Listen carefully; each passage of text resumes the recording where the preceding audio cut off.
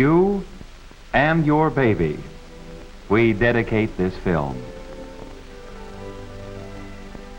For nearly 9 months, you will have been providing a snug home for him and supplying food for his rapidly growing body.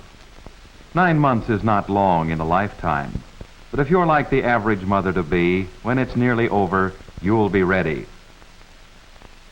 In fact, you'll be waiting and waiting. Everybody gets a little impatient for the baby toward the end of pregnancy. That is, everybody but the baby himself. He's in no hurry at all. But for you and your husband, those last weeks do seem to drag a little. And chances are your husband will be looking forward to the day with just about as much anticipation as you will. But however much the time seems to drag, there isn't any doubt that the day will soon arrive when you will be going to the hospital. So in preparation, you'll pack a bag to take along.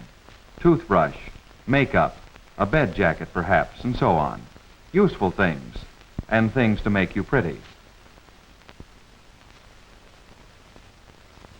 And then one day in the middle of things, probably when you least expect it, labor begins. Rhythmically, surely, labor begins. You feel the pains, the labor contractions of the uterus, either low in the abdomen or low in the back, under the flat bone midway between the hips. The rhythm is slow at first. The contractions come every half hour for about 20 seconds. But soon the contractions lengthen, the intervals shorten, and you keep a record. 25 minutes, 20 minutes, 15 minutes, 10 minutes. And now it's time to call the doctor. He will be most interested in what you have to tell him, for he has, after all, been following your progress for 9 months. He will probably ask you whether you have any pinkish discharge, whether much or little, or a flow of water, indicating that the bag of water surrounding your baby has broken.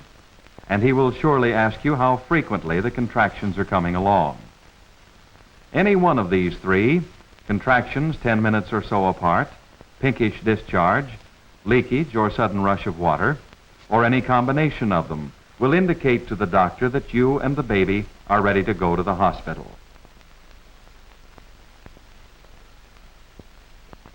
He will tell them that you are on your way. And so you are. It's a relief to know that your baby is finally on his way. You don't need to hurry. There will be plenty of time. Of course, your husband may get a little excited, but don't let that bother you. Take your time. Following your doctor's call, the staff will have made preparations for your arrival. By the time you and your husband arrive, everything will be ready, and they will be expecting you. At the hospital admission desk, you may be asked a few questions, but only a few, and then you will be taken to the maternity ward to prepare for the delivery of your baby. Your husband will stay behind to answer more questions, fill out the necessary forms, and take care of the financial end of things. When you reach your room, you will get undressed, put on a hospital gown, and roll into bed. Immediately, a lot of people will become very much interested in you and your baby. Your arrival will start into action an experienced team dedicated to helping you bring your baby into the world. They will be quiet and efficient, and they'll do everything they can to make you comfortable, to help ensure success in this very important moment for you and your family. Soon your doctor arrives to take charge of things. He will be following your progress closely now, and first he will examine you to see how far along in labor you are and to check on the baby's position. Now let's move inside to see what has been happening. Here is a side view of the abdominal cavity in the upper part of the leg. Notice the distended abdomen with the navel in its normally popped-out state. The bladder and rectum have been squeezed aside by the uterus, or womb containing the baby, and by the vagina through which he will be born. Now, labor, as it is called, is the work your body does in easing the baby out. Two sets of muscles are primarily involved in labor. The long muscles, called longitudinals, extending from top to bottom of the uterus, and the circular muscles, called sphincter muscles, that surround the neck of the uterus and have held the uterus closed, or nearly so, during pregnancy. The long muscles do most of the work during labor. As they contract, they move the baby down and out the opening surrounded by the sphincter muscles. These sphincter muscles are intended to reverse their usual action now. They must relax completely and allow the opening to stretch so the baby can move out into the vagina easily. Now, if you let yourself become overly worried and overly tense, the sphincter muscles may not relax as they should. They may contract, tightening around the opening, opposing the action of the long muscles as they contract to push the baby out. This may increase the discomfort of each contraction. However, most labors are normal and natural, and if you're confident and relaxed, the sphincter muscles are also relaxed and gradually open up to let the baby through. That's why it's really important for you to know what's involved in labor and the birth of your baby, so you can be reasonably relaxed and take it as easy as you can.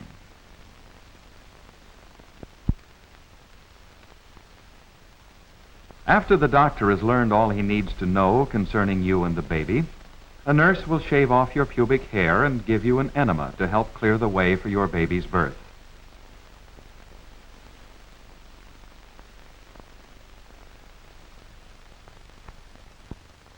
And so you rest, a patient, so far as possible. You knit perhaps, and the first stage of labor continues, taking its own sweet time. And when a contraction comes along, you relax, letting the uterus have its way.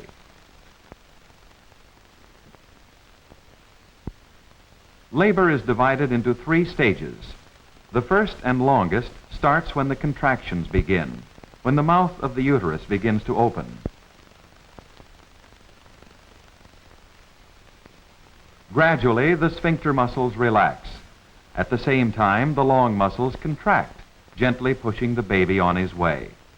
The first stage ends when the opening is large enough to let the baby slip through.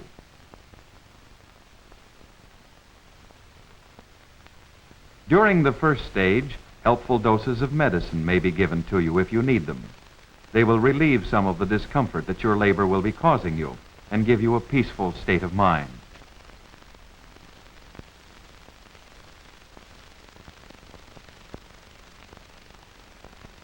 Try to relax each time your uterus contracts. Breathe slowly, deeply, easily. Deep, slow abdominal breathing not only helps to relax you, it also helps to get the baby into line for an easy delivery. If your abdomen is held down, the baby's head pushes against the side of the uterus. He must make a detour to get out the opening. By breathing with your abdomen, you make it possible for the uterus to push forward at the top, to stand up so the baby can be pushed directly down through the birth canal.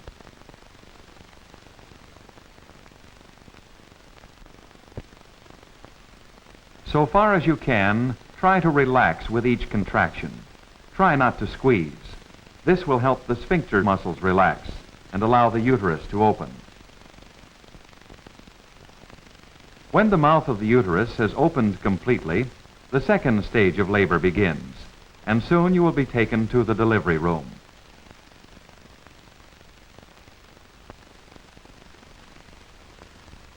The delivery room is much like the doctor's examination room. Its main piece of furniture is the delivery table, where your baby will be born.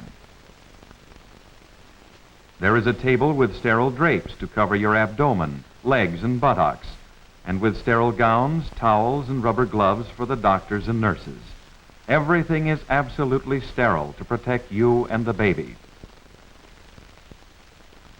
There will be sterile solutions to wash you with just before the baby arrives. And there will be a cord tie set to tie off the umbilical cord through which the baby has been getting its food in the uterus. There will also be various sorts of anesthetics. For example, a continuous caudal anesthetic set, a saddle block anesthetic set, and there will be gas available. Some mothers, perhaps you, may want a certain kind of anesthetic. Feel free to ask for it, but by all means leave the decision in your doctor's hands. Finally, there will be a bassinet ready to receive your baby. And so you reach the delivery room, ready to deliver your baby. Contractions are coming along about every 3 minutes, but try not to be overly impatient. Try to keep your mind free of worry and hurry. You can rely on your doctor and his helpers, you know. They've brought a lot of babies into the world. So you will know what to expect. Your doctor will tell you what he is going to do, and more important, what he wants you to do to help your baby along.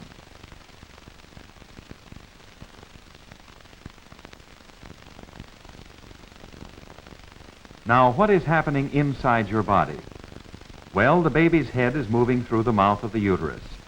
With each contraction, he will move down the birth canal a little farther. And at the same time, he will rotate to face your back, rather than facing your side as he did before. In the second stage of labor, you will be told to take several deep breaths while the uterus gradually increases in the strength of its contractions. At the peak of the contractions, you will take another breath and hold it. In other words, you will push at the peak of contraction. With each push, some describe it as leaning on it, the baby moves along a little farther. Take your time. There's no reason to hurry.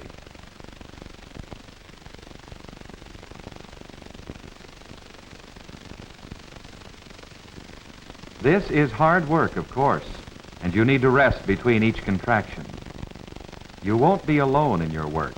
Your doctor will be working too. He will be keeping you informed of progress and will be ready to receive the baby as he comes out through the vaginal opening. Remember, in the second stage of labor, you push with each contraction.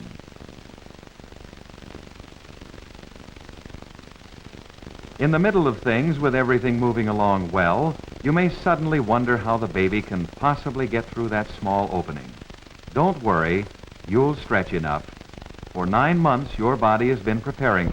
Your doctor will be there, ready to hold the baby's head and to manipulate him gently so his shoulders, arms, body, and legs slide out easily.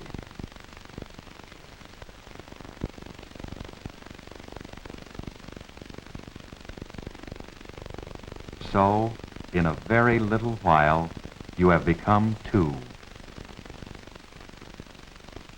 And he will be a fine, healthy baby, announcing his arrival with a good, loud cry. The doctor will tie the umbilical cord and cut it. Since the cord has no nerves, neither you nor the baby will feel it.